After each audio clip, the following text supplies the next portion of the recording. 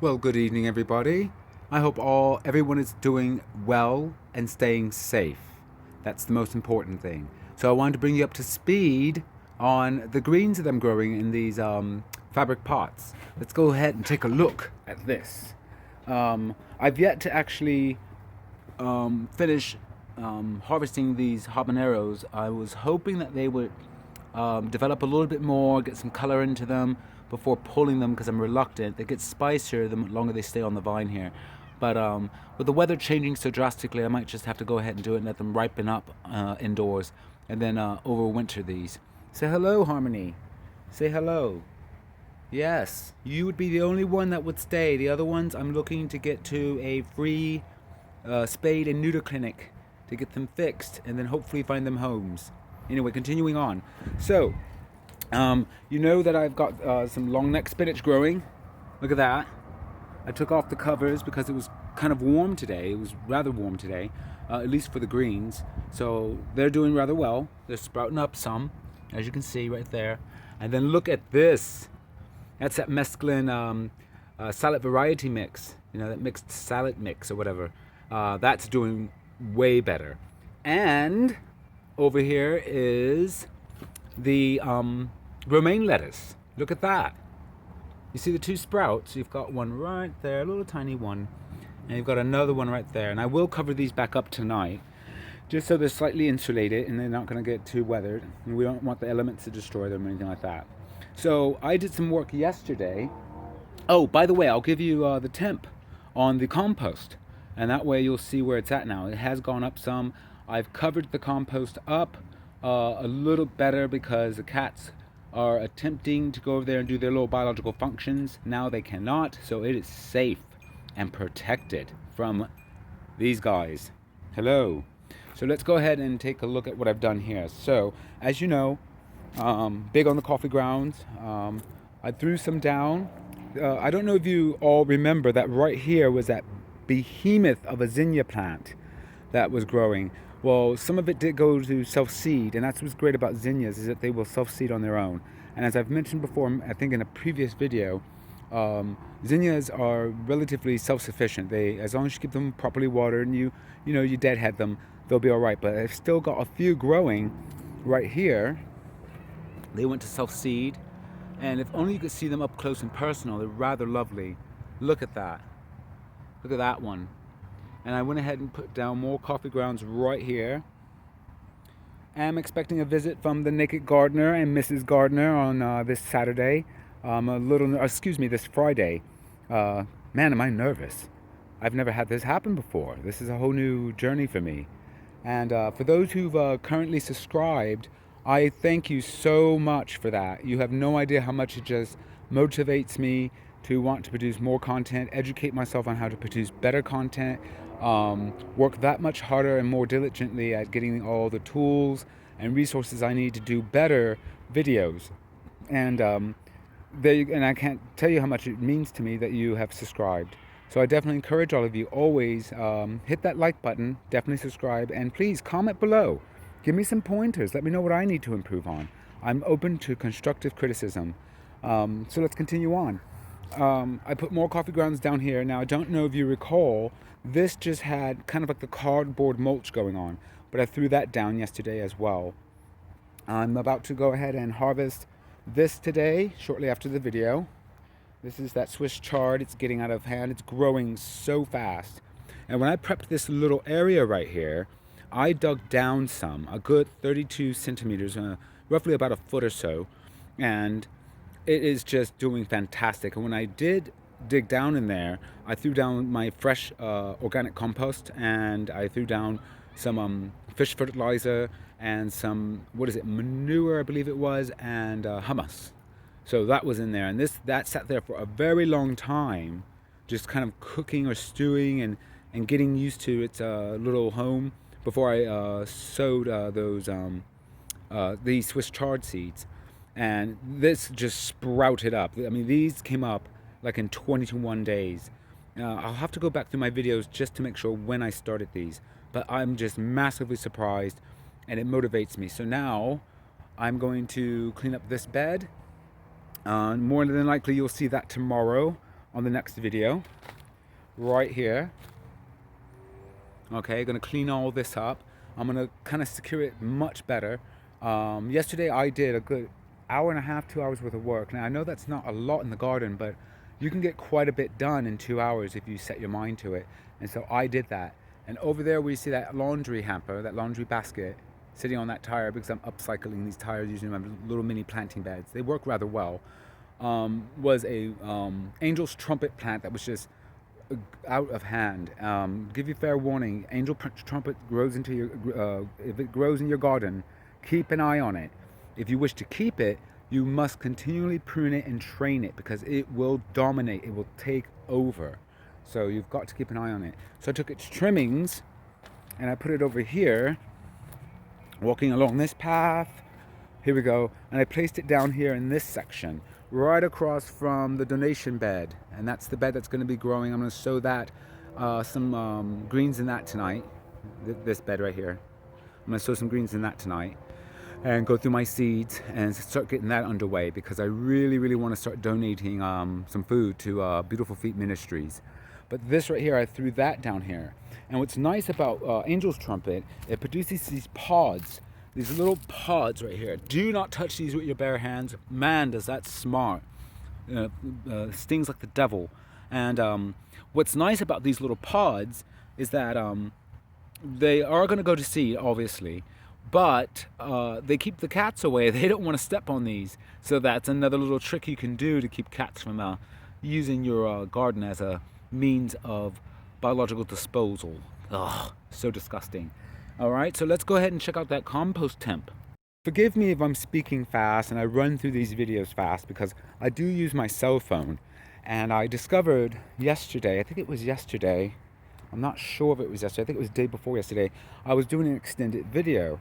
And there's so much time, I guess memory, if you will, that my phone will allow me to record a video. I think it goes all the way up to about 25, maybe 30 minutes. It was like 30 minutes, and then it just shuts off by itself right in the middle of filming. So I try to keep my videos within 15 to 20 minutes now. But that's, I think, sufficient amount enough time to really go over a few things.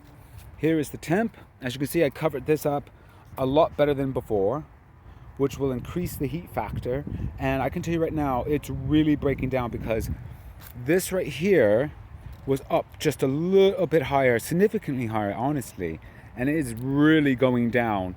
And so the temp, the last time I showed you, was not very high. Let me see if I can show you the temp through this plastic right here. There we go.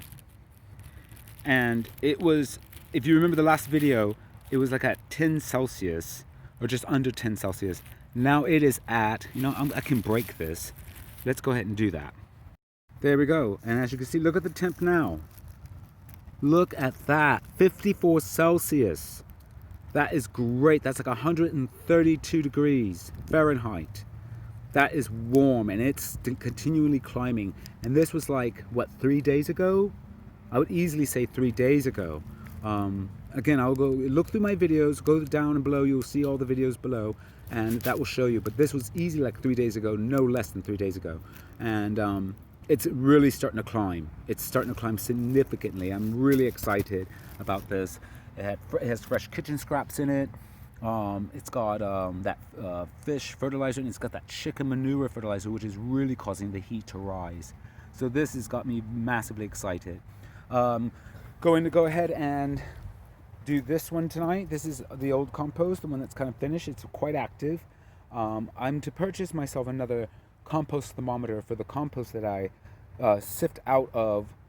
Like, say for instance, when I rotate this and it's ready to be sifted out, what I'll do is I'll put it off to the side like this one, and then what I'll do is keep the thermometer in that one, and then the second thermometer that I'm going to buy will be in the one that's now sitting and been sifted out, or at least been scooped out. Now, I shouldn't say sifted, but scooped out and put off to the side, because it wouldn't make sense to have fresh kitchen scraps in that one when I rebuilt it over here, if I'm making any sense.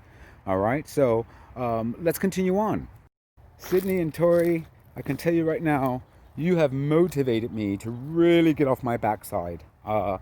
as I've mentioned before, I always like to do a slight confession um, on each video. And the reason being I do these confessions is because it kind of alleviates the weight we as human beings continually put upon our shoulders. And if you can just kind of let go of those things that are weighing on you, those things you want to confess to, it really helps. And so I do that, and every tiny bit helps, and I like that. So I'm now realizing that I put a pep in my step when it comes to getting things done, and I like that. So one of the next steps, and this is tomorrow because tomorrow is going to be quite a busy day. Straight away after work, I'll be heading up the garden here and cleaning up a few more things, laying down some more coffee grounds tonight, actually, just shortly after I end this video, and then I'm going to be doing this over here. Now, I said I was going to clean out this garage, and I plan on definitely doing so. So I've begun that. And if you remember the video titled Just a Little Bit of My Day, I went ahead and removed that toy bin that was full of plush toys that went to Goodwill.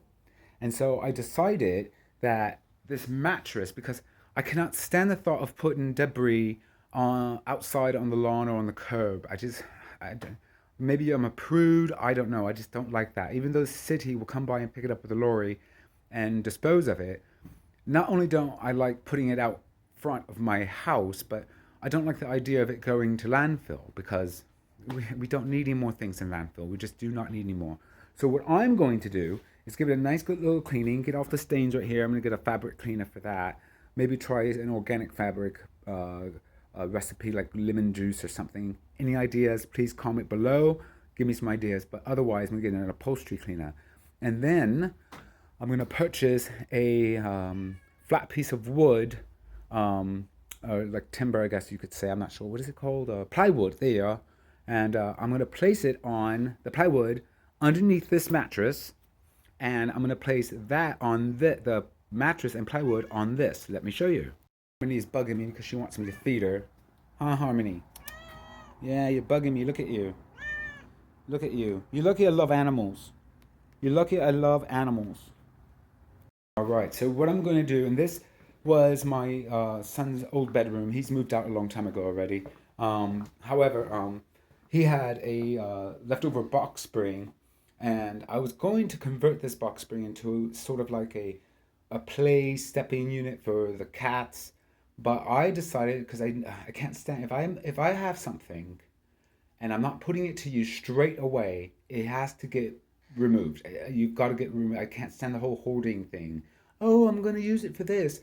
Oh, I'm going to use it for that. Well, depending on what it is, if it's not used within 48 hours or a week, it has got to go. It goes to either donations, to a charity, or unfortunately it gets disposed of.